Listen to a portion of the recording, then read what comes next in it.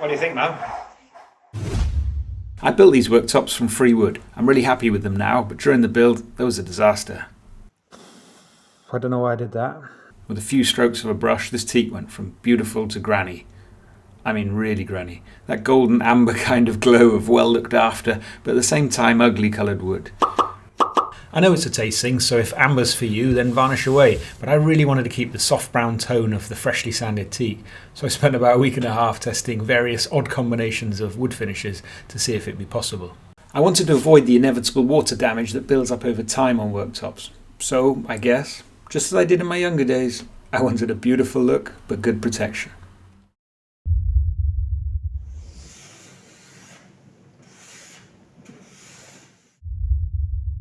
These are our finished worktops. We've got 1 and 2 in, third one isn't. Oh, I was so disappointed with the colour. The lovely teak, just with the polyurethane varnish, just turned orange. But it was just at this point that YouTube kindly fed me this video by Pedulla Studios. Oil finishes tend to add an amber colour to wood. Now this can be very appealing in some woods like walnuts, but for me, using oil on black wood can look a little intense. Nick showed how using a white hardwax oil by Fiddy's before using the natural clear satin hardwax oil stopped the Tasmanian blackwood going amber. I was really excited. I wanted to see if A, adding white before polyurethane clear glaze would stop these teak offcuts turning amber, B, how a hardwax oil would look in comparison, and C, compare the oil to polyurethane for water permeability. With Fiddy's headquarters just down the road, I pedal on down and get these sachets. First goes on the white hardwax oil, and I make sure I really carefully remove all the excess, and I do 2 patches because I want to test different top coats. Now I had a really crappy camera, sorry, but despite being sanded to 240 grit, you may be able to make out how the white oil left white flecks in the grain. More on these flecks in a bit. But the next was the polyurethane alone. That golden colour, amber, yellowy, not good. However, the white oil really did do its thing when the polyurethane was applied on top. Yes, there's varnish in that brush, but it's not changing the colour at all. So massive thanks to Nick for setting me on this path. Oh, his salt trick's pretty ace too, by the way. As expected, the natural clear wax oil with no colouring was not good either. It goes amber. Running out of adjectives for this colour, I asked ChatGPT for help. Oddly, it didn't come up with granny. But again, the white oil stops the granification, just as Nick at Pedulla Studios had shown. Overall, I felt the white oil improved things a lot, but it just highlighted the grain with those white flecks a little bit too much. By the way, wrapping your brush and sticking it in the freezer gives about 4 to 5 days of use without washing the non-water based clear glaze out. This is handy when doing repetitive layers. The second coats of either the clear glaze polyurethane or the hardwax oil didn't really change anything colour-wise. Here you can see another layer of the clear oil going on. I know it looks white, but it is the clear oil, and it doesn't really change the colour much, but it does add to the protection. I recently laid, sanded, filled and varnished our kitchen floor. There's a link in the description for anyone who wants to see a noob crap their pants with a drum sander. But I was really impressed with the water-based polyurethane varnish. I wanted to see if the non-yellowing BONA Classic could be used instead of the white hardwax oil. But first, I directly compared BONA Classic, the primer, against BONA Mega, the top coat. When they were dry, there wasn't much difference between them. Both looked less amber than the clear glaze, but there wasn't as much build on just one coat of BONA products compared to the Fiddy's clear glaze. So on went a second coat of BONA Mega to both, and this is when the difference became more apparent, with the BONA Classic primer stopping yellowing. A mate of mine had used another BONA product after sanding his floor, and when I first walked in I asked him what he was going to finish it with. He beamed, as that was exactly the look he was after.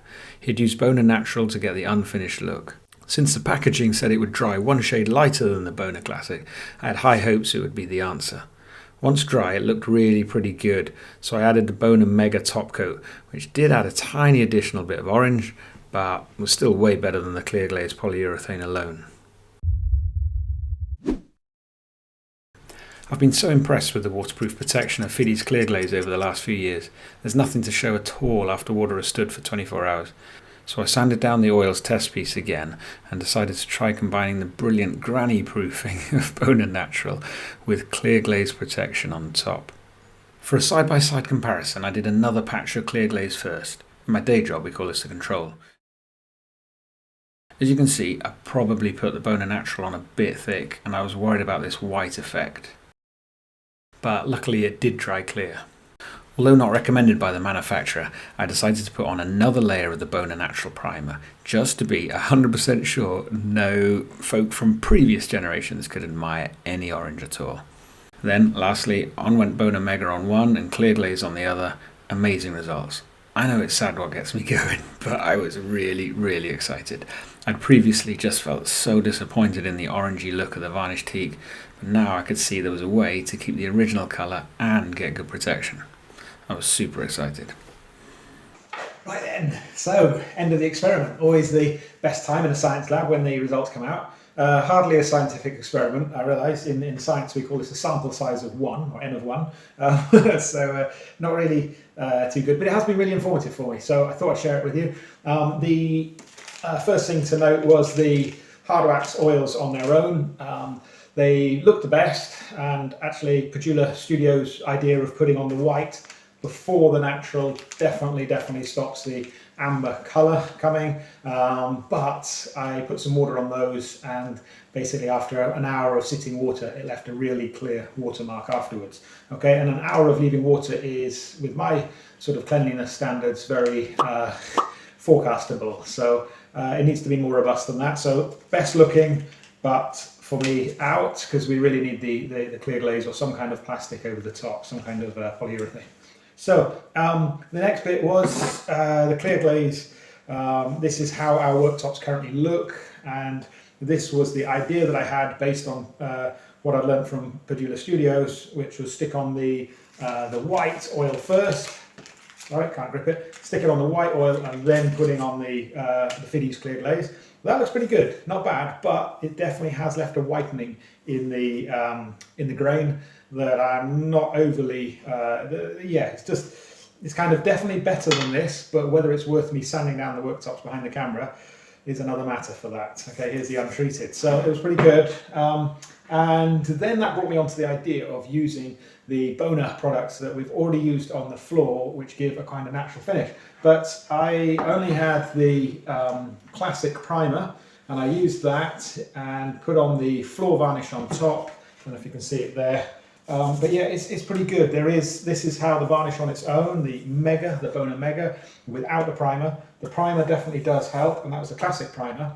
And then I remembered that my friend down the road has the natural primer, okay? And so I used this.